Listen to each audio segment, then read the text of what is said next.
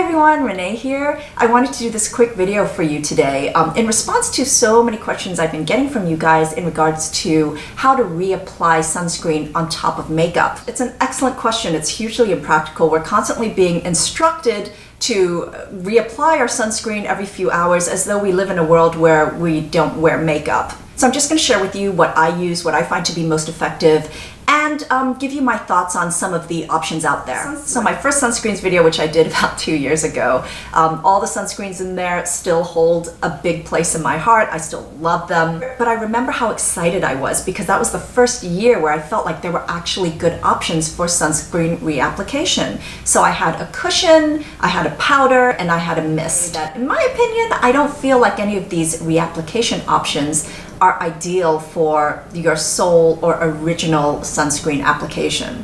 I feel like that first application of sunscreen in your morning routine is a really important sort of base of protection. The reapplication we're talking about today is only the reapplication over makeup, obviously not after swimming or heavy outdoor activity or exercise, because then you need to reapply another base. The reapplication over makeup is just that extra insurance that you're getting the same protection from when you're walking out the door in the morning and being exposed to the sun and when you're walking out later in the afternoon. Throughout the day, even as your makeup gets rubbed off sometimes, your sunscreen can as well. From touching your face, or for me, it's always like my sunglasses. I'm constantly like putting them on and removing them, or talking on the phone. The other thing is the whole idea of like just reapplying layers over your makeup and everything throughout the day. It just feels kind of gross. It's just another one of the reasons why it's so difficult to do and we all suck at it.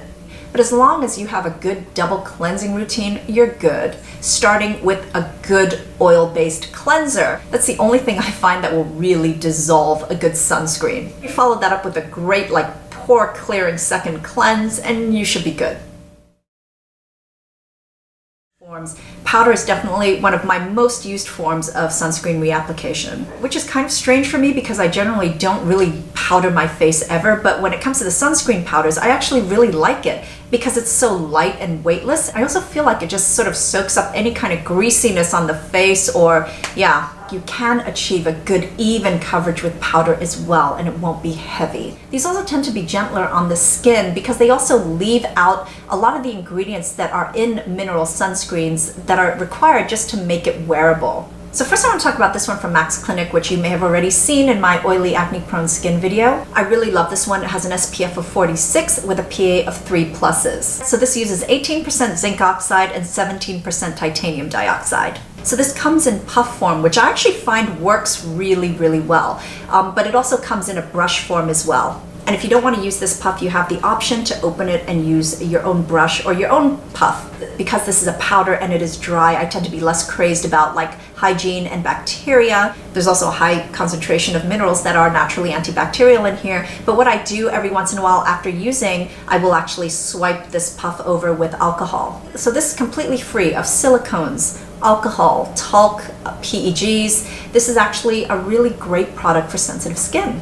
I like that it has this mirror on the cap so that you can just, it's easy to just reapply no matter where you are. This is actually quite finely milled. It's very light, and after you apply it, it just stays on your skin. It doesn't budge all day. You can feel it's still there when you're doing your evening cleanse. This actually gives a little bit of coverage. It's not translucent and it's quite light. That's the only issue with this because it's just okay for me. This will show up with darker skin tones though. So Peter Thomas Roth's Instant Mineral is more of a translucent powder. This contains 20% zinc oxide and 21% titanium dioxide, and it will not show up as much on the skin as the Sunkill. From what I can remember, this was the first sort of powder formula copycat version of the Colorscience. But this is quite a bit less expensive, and the formula actually contains antioxidants in it. There's vitamin A, C, and E in here. It's also talc-free.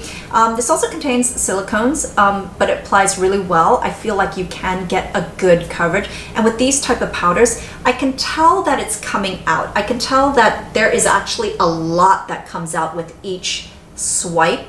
So you can actually get a really decent coverage with this, and this will control oiliness.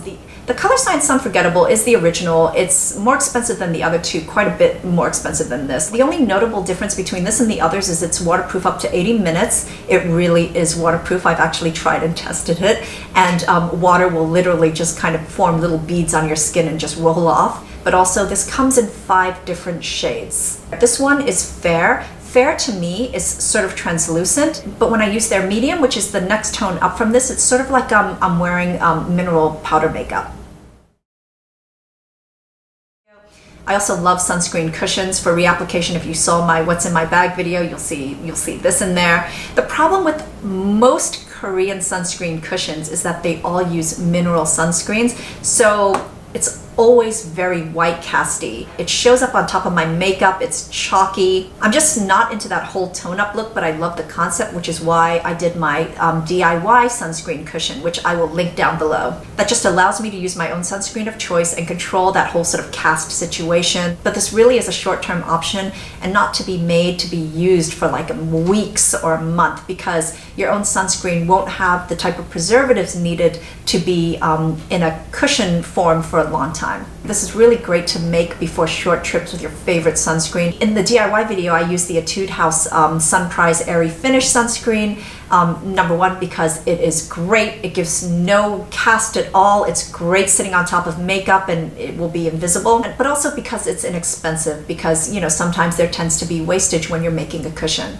But super convenient and great at applying an even layer of sunscreen over your makeup.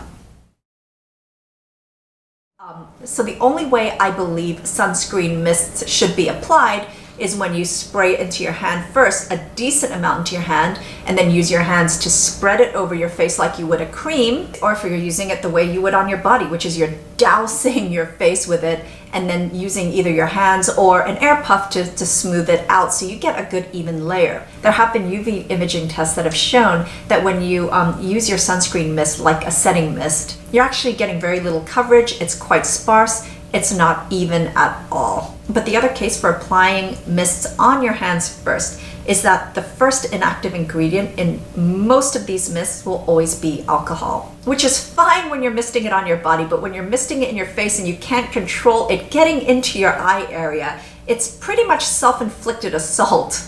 I remember being in Sephora and misting the Coola tester on my face. It was messy. The same thing happened to me with the Supergoop and the Kate Somerville eye stinging frenzy. Strange thing is, I don't get that from the Japanese sunscreen mist formulas. Even though they do have alcohol in it, I never experience any stinging of the eyes. So that's it. I hope you found this helpful. Thank you so much for watching. Enjoy your summer. And until next time, I'm wishing you great skin health. Bye.